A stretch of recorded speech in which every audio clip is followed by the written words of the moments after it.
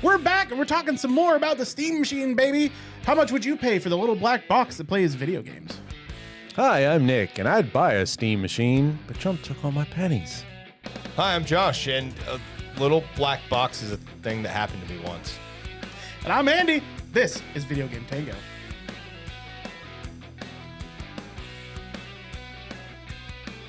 Well, hello, everybody. Welcome back. I need to address something with our audience real quick. We did make a podcast last week. We did. If you weren't there for the live, it hasn't been published yet. So I worked some crazy hours. I still haven't even been able to edit it because my NAS broke. Well, it didn't break, but it's not staying mounted long enough on my network to actually move the podcast over to it so I can get it to my computer and then subsequently store the podcast. Do you need somebody to mount your NAS? Well, I was going to say, I've been mounting my NAS, but it's been one of those... Mounting your own NAS? Yeah. It seems difficult. It is difficult. You can understand my plight. So I'm pretty sure there's medication for that. So I'm hoping, because we talked about some pretty time-specific news. Yeah, for once we had a thing. We talked about it on the day it released. We got an early copy of GTA 6. We talked about it hours after the announcement. So yeah, very unfortunately, it's not an evergreen topic. However, we're trying to make it one. Yeah, I've successfully done so. I've successfully transformed it. So hopefully the way this works out is I'm going to be up a little bit late tonight, see if I can pump out that podcast. And then if I can... He's going to mount that NAS. He's going to mount his NAS and he's going to pump hard. Then tomorrow I'll work on the second, or on this one right now that we're doing. If the NAS is walking all right. And then hopefully get that out in time. Mm-hmm. And no, I'm sorry, chat. We did not get an early copy of GTA 6. That was a joke. I was lying. So... hopefully this week you're getting 2 podcasts. They're both on the same subject. So let's just jump right into it. So last week, spoiler alert, we talked about the Steam Machine, the Steam Frame, and the Steam Controller. Honestly, I feel like it's the more fair way to say that is we talked about the new Steam ecosystem. Well, yeah, I mean they're at the river mouth. They're walled garden. As it were. So we talked about the features and what all the new announcements were. Today specifically, because it was a subject of contention a little bit, inner turmoil for me on how these things were going to be priced, specifically the Steam Machine. And like Nick and I, we got down.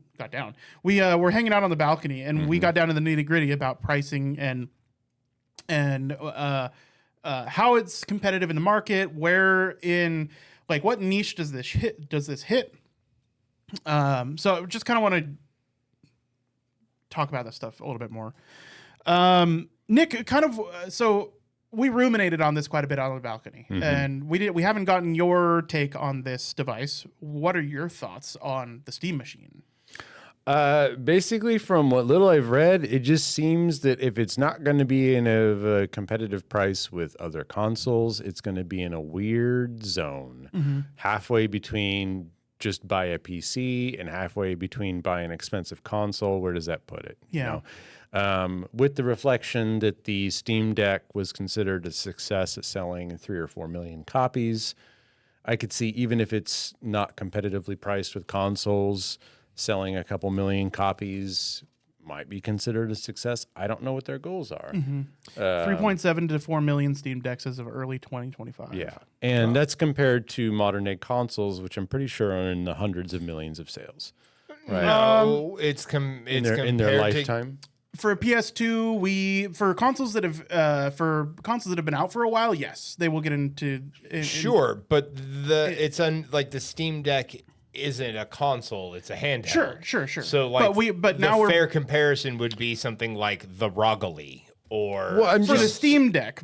Yeah, for the Steam Deck. According to a quick Google, like the PS5 sold about 84 million copies. Yeah, it is one of the best-selling consoles already. So you can imagine that Switches and Xboxes are probably in that range, right? Yeah, so if Steam or Valve considers 4 million units for the Steam Deck to be successful, I would imagine they're hoping for 10 to 20 million units for the Steam machine.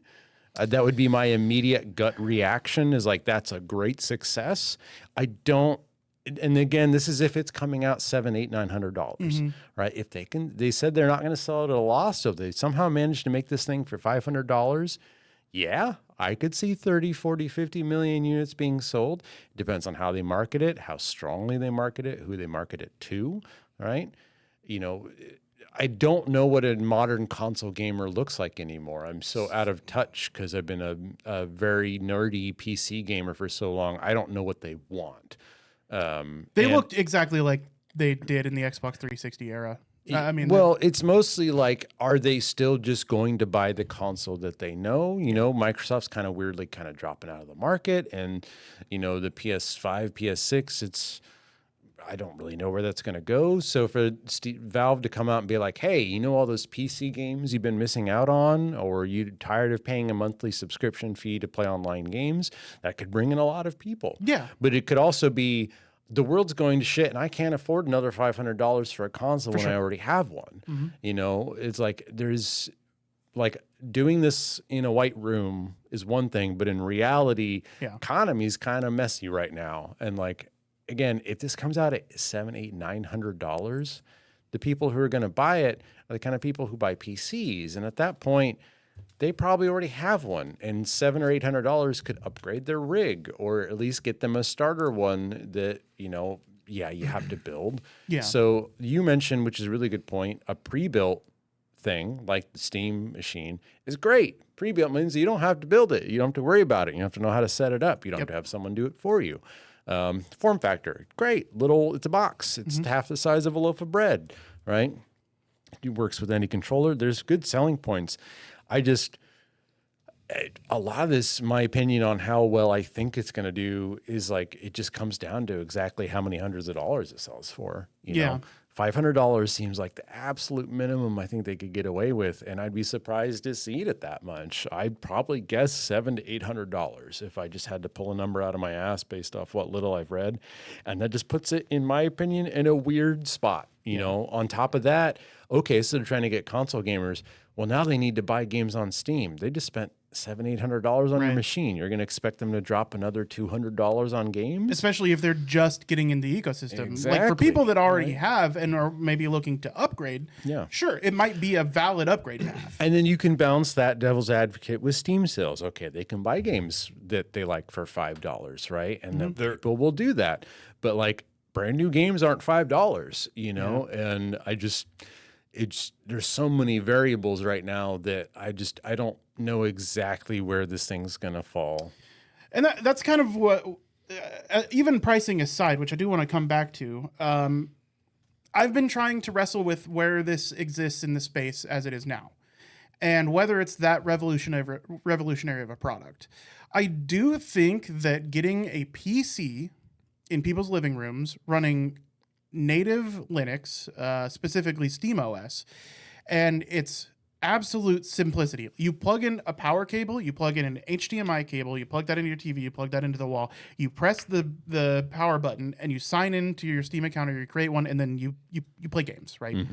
Because you are, like, listen, the argument against playing PC for all the console gamers that like to defend their consoles is its simplicity. Yeah. But it isn't.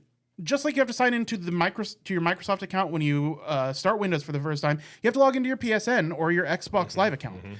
Just like with Windows, you have to do the system updates to get you to the point where the updates are. Just like Windows, even though you have the disc, you still have to spend an hour and a half to 2 hours installing a game before you can play it. Plus, at this point, as a console gamer, I'm sure you've launched your PlayStation or Xbox and you get some weird error code spit out and you have to Google it. Why is this particular game not working in multiplayer? And then you spend 10 minutes looking on Reddit and you eventually figure it out. That's what PC gamers do. We might do it slightly more frequently, but it's not like a Super Nintendo anymore. You can't just put a game in and have it run. Yeah, you can't just flip a switch. You have to deal with the same bugs and weird goblins and whatnot that you do on a PC, just maybe not quite as frequently. Well, yeah. I don't know. I think with this, they're trying. That's exactly the gap they're trying to bridge. So this is not just. It's not supposed to replace the console. And like in place of a PC, it's not supposed to replace your PC. It's kind of bridging the gap in between them. This is going to be a device that can power it's your entire living room setup. Because the beautiful thing about this with the SD card storage is you don't have to store your games on it. You store them on SD cards. You have all of like the things that make the rest of your entertainment center function right on the OS, right on the operating system there.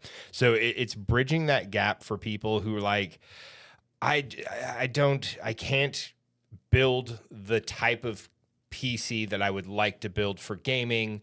Console, that's just not going to do it for me because I'm going to be restricted. I don't want the restrictions that come with a console. I don't like Xbox's controller, but I really want these games that I want to play. Well, this bridges that gap because almost all of the new games are coming on there. Because not everybody has someone who can build a PC for them. Right. So if someone tells you, why would you buy the Steam machine for the same price you could build a starter PC that's probably as performative, if not better? It's like, well, or I could just give them the money, and then a few days later, it's going to show up at my doorstep, and it's done. And it's literally plug and play. Well, and so there already is that market. Is more people buy pre-built gaming PCs more frequently than build PCs. Yeah. PC builders are a relatively niche market.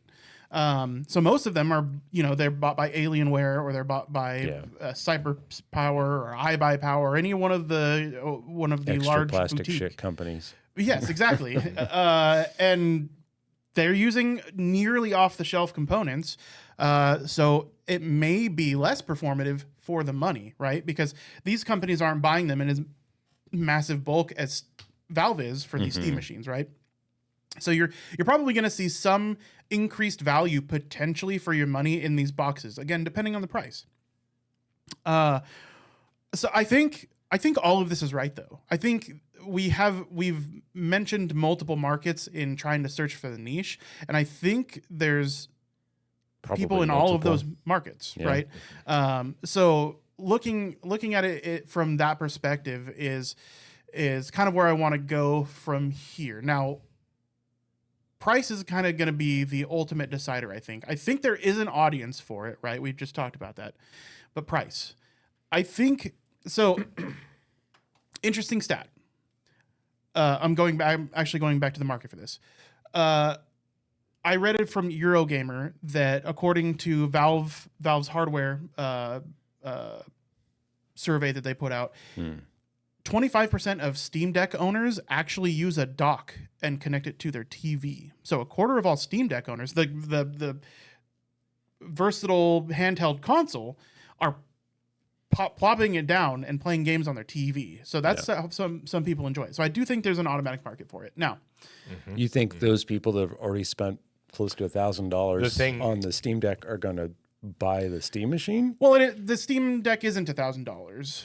Oh, what was I thinking? Steam Deck starts at $349.99. Oh, okay, so it's a lot cheaper. Yeah, so it's pretty significantly cheaper. Okay, yeah. Now it does go to like $600, right? Depending on the SKU that you get, but the entry point is relatively small. So I do think there's an audience for it, and I don't think necessarily that people are going to buy this as well. I think that's going to be a small amount of people that will probably own both. One, though, is for mobility, and the other one is for now their home entertainment console, and it's going to replace the Steam Deck in that form factor. So I do think there's going to be that market, but I think more than that is a market that isn't looking for a handheld that would like to get into the PC gaming space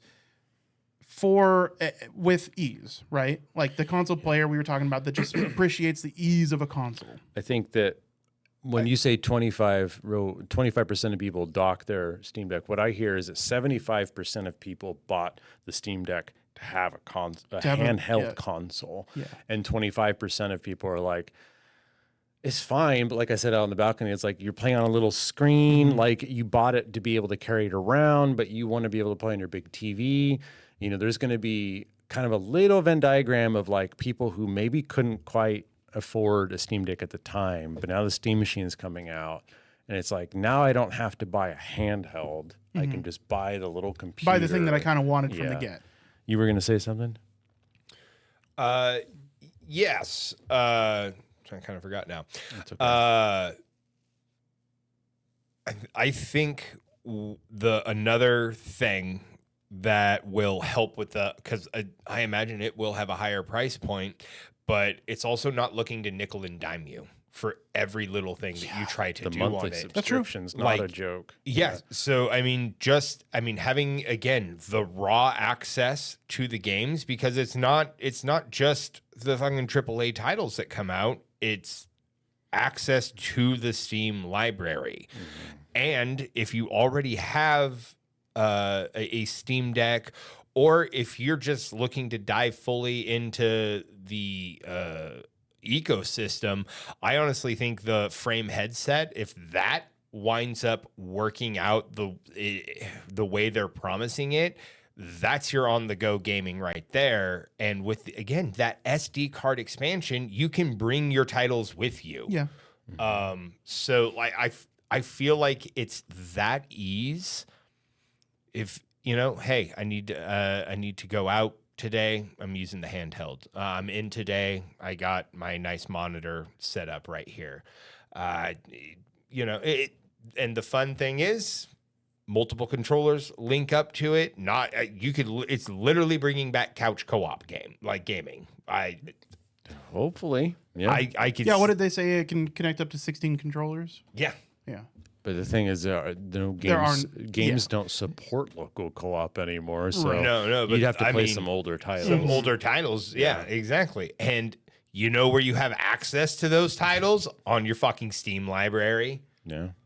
I honestly, I really like this. Also, a leaked price range for the next Xbox, the higher end models, we're looking at $900 anyway. So if this is coming in at $800 or $900, it is competing. Projections are actually up to $1,200. It's competing just fine with the console market in pricing. Then. Yeah, If if they you look really up- jump up that much, then we're in a good spot for the Steam. Well, so the next machine. Xbox though isn't supposed to be a console. It is supposed to be exactly what the Steam machine is that it's supposed to be a PC in your living room or just a more versatile box, right? So there might be actually a value proposition in the Microsoft version of this thing if it's more powerful, like if it's the more powerful option, right? So We'll see. maybe. I don't know who the audience is for that. I think that's an even harder pill to Yeah, swallow. I do feel like that again. That's an even harder sell. Yeah, right? 'Cause I'm then- not sure what gap they're filling there. I would assume the majority of people who buy consoles don't know and or don't care about its hardware specs. Yeah. They're like, I have the PS3, the PS4 is coming out, save up, buy it. That way I can play the new games, get the new stuff. Microsoft like weirdly hopping out of the console market and then maybe potentially hopping back in like $1,200. Yeah. What is your machine doing that I don't already have, right? I already have a Roku. I already have a smart TV. I got an Alexa or a Google or a Siri or a Cortana. I got a smartphone. Why am I dropping an entire paycheck or the majority of it on a set-top box computer when it's like, if I need to type something, like you probably have a laptop from COVID when you worked from home, Yeah, right? It's weird. Yeah, the Xbox One, that's a really weird niche. I don't really know where their direction is with that. Now, of course, this is all leaks and rumors for Xbox. Yeah, So yeah. getting back to the Steam machine, which is real and happening. I think there's a few things. I think this is going to be successful no matter what. In that Valve is going to make money from this. There's almost no chance that they don't. They're going to have to market it correctly well, because I don't- majority of people don't know who Valve are. Sure. So the reason I say this is because I am projecting here a little bit, but I am assuming that they're going to do a similar rollout to the Steam Deck. They're not going to have quantities of 10 million, right? They're not going to be out on store shelves. You're going to have to buy them through Steam, which is true. You're going to have to buy them through Steam, or steampowered.com, but you have to order it in. And I kind of lost my train of thought there. It's about why it's going to work. Yes. Yeah. They're not going to order them in such vast quantity that they don't all sell. Yeah.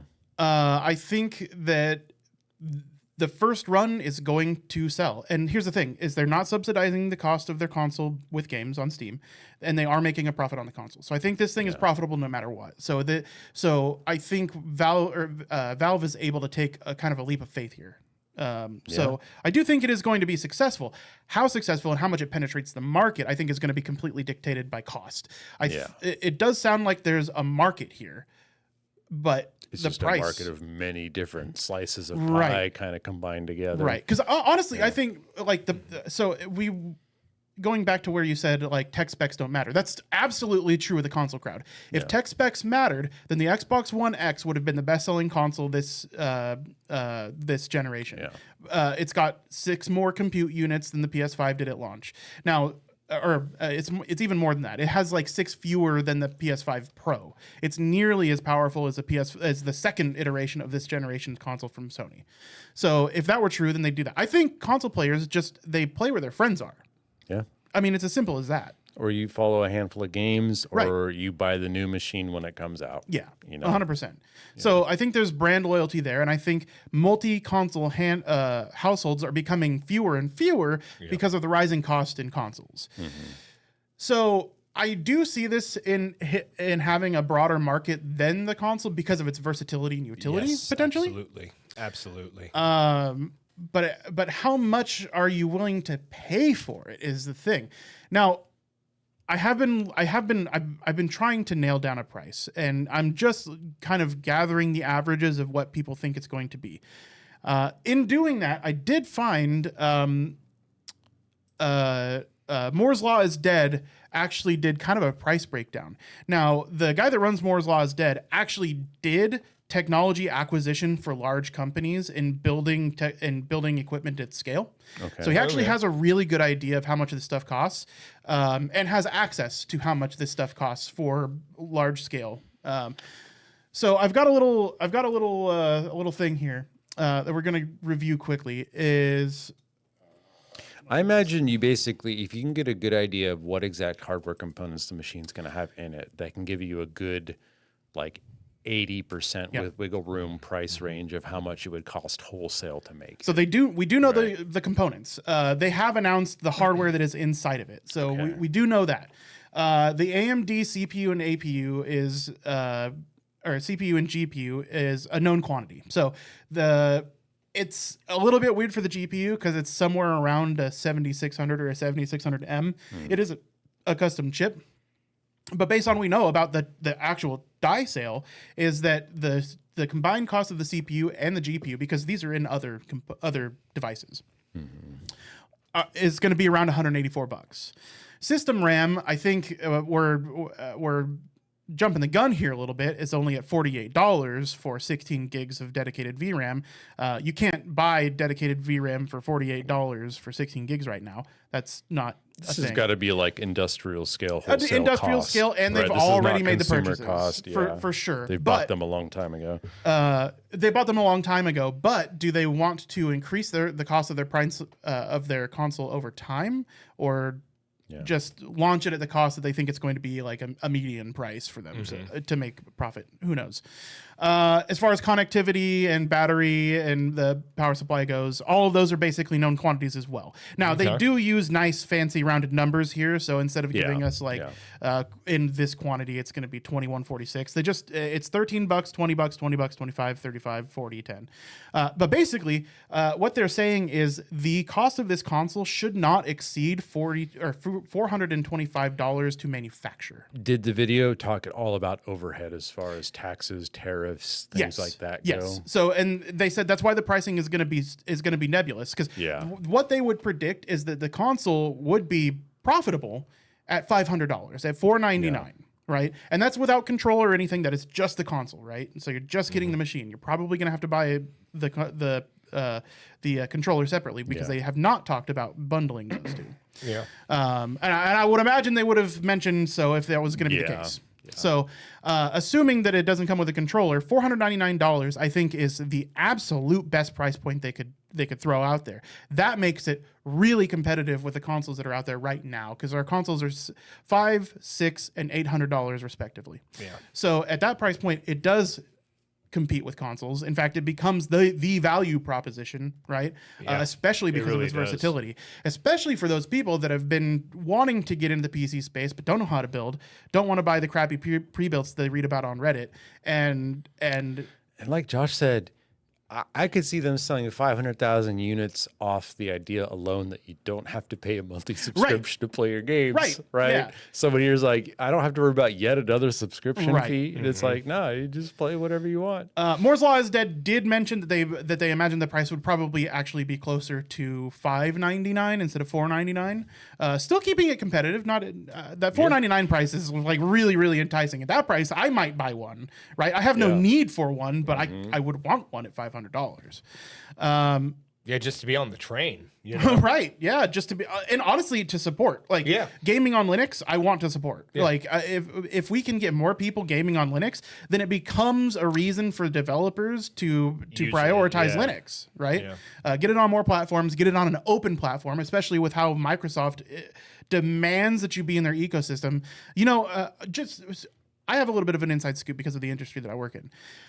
Do you guys know about Windows? It's a special edition 3.1. Yeah, that one. Oh my God, I'm forgetting all of my words tonight. I really do apologize. You know what I know about Windows is I keep refusing to upgrade to 11. Right. Yeah. Locked down version of Windows. What's it called? Yeah, I cannot stand Windows anymore. It drives me fucking bonkers. Oh my God, this isn't going to happen. So there is essentially a budget version of Windows that they put on budget laptops, right? It's like the majority of laptops sold have this budget version of Windows on them. Okay. Now it is a free upgrade in the Microsoft Store to go to the Home edition. Yeah. Right. They have put a clause saying that at any time they can revoke the Home edition and go back to this GIMP edition. Now, the only thing that's gimped about this GIMP edition is you can only install things from the Microsoft Store. Oof. You cannot install third-party applications unless they are in the Microsoft Store. Wow. That may not seem that big of a limitation, but that means TurboTax. Yeah. Right? No, that means like a huge limitation. Right. Yeah. Now, they made this version of Windows to compete with Chromebook. So they wanted to be able to compete with the cost of Chromebook and get people in their ecosystem, right? So it goes on extremely budget, extremely value-oriented laptops. Yeah. But it is a gimped down version. They've also been like, they force you to make Microsoft accounts. Yeah. I know how to circumvent them, but I'm a different breed, right? Yeah. Like most people aren't going to know even how to like search that, and especially because they continue to change ways that you can circumvent it. Like as soon as they find out that you circumvent it one way, they patch it out, right? So they want you in their ecosystem, and their justification is we're giving you Windows for free, which is technically true. They're not charging OEMs to put Windows on their hardware anymore, but it's because they're aggregating your data. Well, it's also consumers don't have an option. Right. You buy a Mac or you buy a PC. Like we don't have the option as a non-learned person in the ways of Linux to buy a PC without an operating system. Right. We have to use Microsoft and Windows, you know? So just to even prop it up, at $500, I would probably buy one. Because gaming on Linux needs to be more popular so we can get away from our overlords. You know, because what they're asking from us is all of our data, all of our information, and half of our soul.